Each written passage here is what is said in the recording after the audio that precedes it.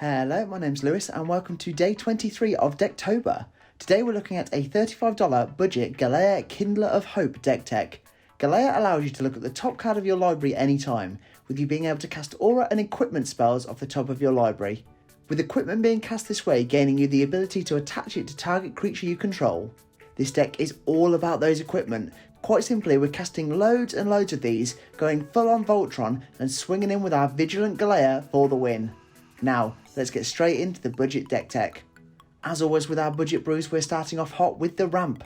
First off here, we have those trusty mana dorks in Avacyn's Pilgrim to tap for a plains and Elvish Mystic to tap for a forest. We've got those reliable one-drop green tappers in Findhorn and Llanowar Elves for some more of that mana. And moving on to Signet City now, we have Arcane to tap for any of those Bant colours and Azorius Signet to pay and tap and get Azorius. We have Simic Signet to again pay and tap to get Simic, and Abundant Growth to enchant land and let it be tapped for 1 mana of any colour. We've got Fertile Ground to make enchanted land add an additional mana of any colour when tapped, and Wild Growth to add a forest to your mana pool whenever enchanted land is tapped for mana. Having a few of these in this deck is a great idea, as with Galea we can look at the top card of our library anytime and cast these if needed. And finally, we have Sol Ring, because Sol Ring. Before we get onto all of our Voltron madness, make sure to smash that like button and subscribe to the channel for all things MTG. It's completely free to do, and it helps our channel grow and grow as we head towards 2,000 subscribers. As we just said, now we're looking at the many things we're equipping onto Galea to strike our opponents in the face with. First we have Belt of Giant Strength to give equipped creature +10/+10, and Colossus Hammer to also give our creature +10/+10. There's Argentum Armour to give equipped creature +6/+6, also destroying target permanent when it attacks, and Behemoth Sledge to give creature +2/+2, trample and lifelink. The beauty with this deck is that with Galea's ability, we get to attach these straight onto it when casting from the top of our library, so we don't need to worry about the extremely high equip cost. We have Sword of Vengeance to give equipped creature +2/+0, First Strike, Vigilance, Trample and Haste, and Black Blade Reforged to give creature +1/+1 for each land you control. We've got Fire Shrieker and Holy Avenger to both give equipped creature double strike, with Holy Avenger allowing you to put an aura card from your hand onto the battlefield when dealing that combat damage.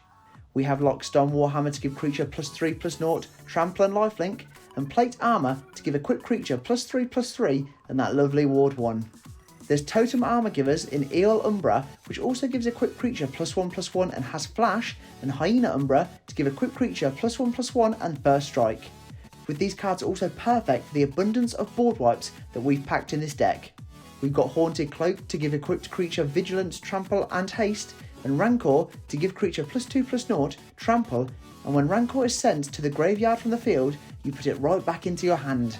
There's Trailblazer's Boots to give equipped creature non-basic landwalk, so in a game of Commander that's almost certainly unblockable, and Aqueous Form to give creature unblockable with some additional scrying when it attacks.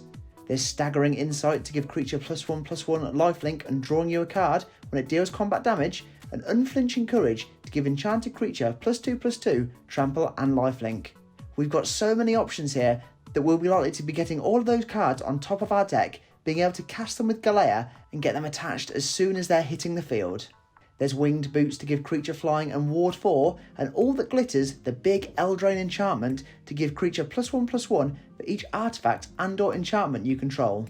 We've got Steel of the Godhead to give enchanted creature +1/+1 lifelink and unblockable, and Armadillo Cloak to give creature +2/+2, trample, and when it deals combat damage you gain that much life.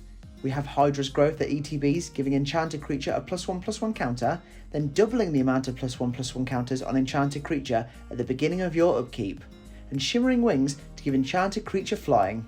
Finally, there is Spirit Mantle to give equipped creature +1/+1 and protection from creatures.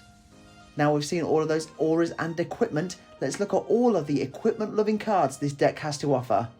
First up there's Ardenn Intrepid Archaeologist that says at the beginning of combat on your turn, you may attach any number of equipment and auras to target permanent, and Bruna Light of Alabaster that when it attacks or blocks, you can attach any number of auras that are on the field, in your graveyard or your hand, which is absolutely huge. There's Danitha Capuchin Paragon that makes aura and equipment spells you cast 1 cheaper, and Heliod's Pilgrim that when ETBs you can search your library for an aura card, revealing it and putting it straight into your hand. We have Dance of the Manse to return up to X target artifacts or non-aura enchantment cards with mana value X or less from your graveyard to the field. If X is 6 or more, those permanents are also 4/4 creatures in addition to their other types. And Mantle of the Ancients that when ETBs you can return any number of target auras and or equipment cards from your graveyard to the battlefield attached to target creature, with enchanted creature getting +1/+1 for each aura and equipment attached to it. Having any of these equipment loving cards are so essential as we want to bring down the cost of those cards, as well as having more options to get them onto the field without paying a big cost in our mana. There is Mesa Enchantress to draw you a card whenever you play an enchantment spell, and Cetescent Champion that allows you to draw a card and put a +1/+1 counter on it whenever an enchantment enters the battlefield under your control. Finally, we have Shram Senior Edificer to draw you a card whenever you play an aura or equipment spell, and Sithis Harvest's Hand that says whenever you cast an enchantment spell, draw a card and gain a life. And if you haven't seen our huge life gain Sithis budget deck tech, I highly recommend it after you finish this video. Before we finish up with the lands, we're looking at the best of the rest in this budget brew. First with Divine Reckoning to make each player choose a creature, sacrificing the rest, with that flashback option, and Promise of Loyalty to make each player put a vow counter on a creature they control and sacrifice the rest, with those creatures with a vow counter on unable to attack you or planeswalkers you control as long as it has a counter on it. There's Single Combat to again make each player choose a creature they control, sacrificing the rest, with players unable to cast creature spells until the end of your next turn, and Slash the Ranks to destroy all creatures and planeswalkers except for commanders. These cards are essential win cons in this deck. So many ways to clear out the board whilst keeping Galea and all of those auras and equipment attached to it to swing in at your opponents for lethal. We've got Winds of Wrath to destroy all creatures that aren't enchanted, and Sun Titan for some essential recursion whenever it ETBs or attacks. There's Riverwise Augur that when ETBs you draw 3 cards, then putting 2 cards from your hand on top of your library in any order, and Brainstorm to also draw 3, then putting 2 cards from your hand on the top of your library in any order. These cards are also so important so we can start drawing our library, then putting those all important auras and equipment on top of our library for Galea to cast. There's Unquestioned Authority to ETB, draw us a card and give us some protection from creatures, and Kenrith's Transformation to also ETB and draw us a card. It also turns Enchanted Creature into a 3/3 elk with no abilities. We have Shielding Plaques to draw us a card and give equipped creature Shroud, and Swiftfoot Boots to give our creature Hexproof and Haste. There's some recursion in Open the Vaults to return all artifacts and enchantment cards from all graveyards onto the battlefield under their owner's control, and Masterwork of Ingenuity that ETBs is a copy of any equipment on the field.